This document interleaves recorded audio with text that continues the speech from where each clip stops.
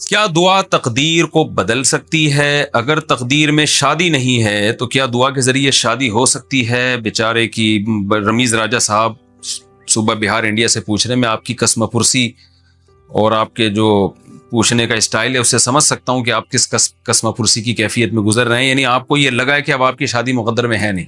یعنی آپ کو حالات سے ایسا لگ رہا ہے کہ اب آپ اپنی شادی سے تقدیر کے حوالے سے مایوس ہو چکے ہیں. لیکن آپ کو ایک امید کی کرن نظر آ رہی ہے کہ شاید دعا تقدیر کو بدل دیتی ہے. تو شاید تقدیر میں تو یہی بظاہر لگ رہا ہے کہ شادی نہیں لکھی ہوئی میری، لیکن شاید دعا سے بدل جائے.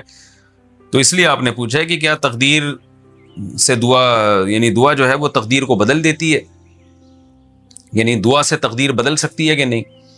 تو جناب رمیز راجہ صاحب، میں آپ سے یہ عرض کروں گا، آپ نے یہ فرض کیوں کر لیا کہ آپ کی تقدیر میں شادی نہیں ہے؟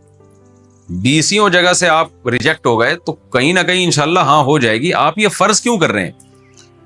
دیکھیں اصولی طور پر تو مسئلہ یہ ہے کہ تقدیر کی 2 قسمیں ہیں. ایک کہلاتی ہے تقدیر معلق، ایک کہلاتی ہے تقدیر مبرم. معلق کا معنی لٹکی ہوئی تقدیر. لٹکی ہوئی تقدیر یہ ہوتی ہے کہ اللہ تعالیٰ نے یہ بات لکھی ہوئی ہوتی ہے کہ رمیز راجہ کی شادی نہیں ہوگی. فار ایگزامپل، سچی مچی میں ایسا نہیں کہہ رہا میں، اللہ کرے آپ کی ہو جائے. فار ایگزامپل اللہ نے یہ بات لکھی ہوئی ہے کہ رمیز راجہ صاحب کی شادی نہیں ہوگی، لیکن ساتھ ہی اللہ نے یہ بھی لکھ دیا ہوتا ہے کہ اگر یہ گڑ گڑا کے دعا مانگے گا تو ہم اس کی دعا قبول کریں گے اور اس کی تقدیر بدل دیں گے اور اس کی ہو جائے گی شادی. جیسے سب کی ہو گئی ہے، مفتی صاحب کی ہو گئی جو مسئلہ بیان کر رہے ہیں، اور کیمرہ مین کی ہو گئی ہمارے، اور بہت سارے لوگوں کی ہو گئی، تو رمیز راجہ کی بھی ہو جائے گی انشاءاللہ. تو اللہ میاں نے تقدیر میں یہ لکھا ہوا ہوتا ہے کہ یہ اگر دعا مانگے گا تو ہو جائے گی، نہیں مانگے گا تو نہیں ہوگی. اس کو کہتے ہیں تقدیر معلق.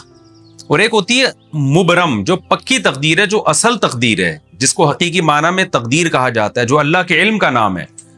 اس میں اللہ کو پہلے سے معلوم ہوتا ہے کہ یہ دعا مانگے گا کہ نہیں مانگے گا. اس لیے اس میں اللہ نے یہ لکھا ہوا ہوتا ہے کہ اس کی شادی اس کی دعا پر موقوف ہے. دعا مانگے گا تو شادی ہو جائے گی، نہیں مانگے گا تو نہیں ہوگی. اور اللہ کو پہلے سے پتا ہے کہ مانگے گا کہ نہیں مانگے گا. اس لیے اللہ اس میں لکھا ہوا ہے چونکہ یہ مانگے گا رمیز راجہ، اور خاص طور پر یہ مسئلہ سننے کے بعد تو مانگے گا لازمی.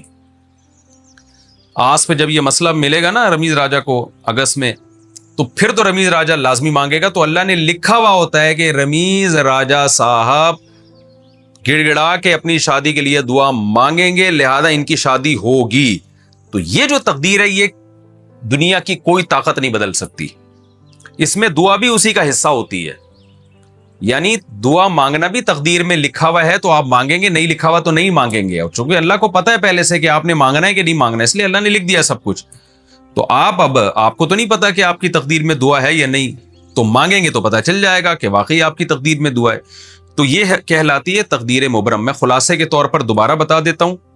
ایک تقدیر وہ ہوتی ہے جو معلق ہوتی ہے، لٹکی ہوئی تقدیر ہوتی ہے، وہ اسباب سے چینج ہو سکتی ہے، دعاؤں سے چینج ہو سکتی ہے.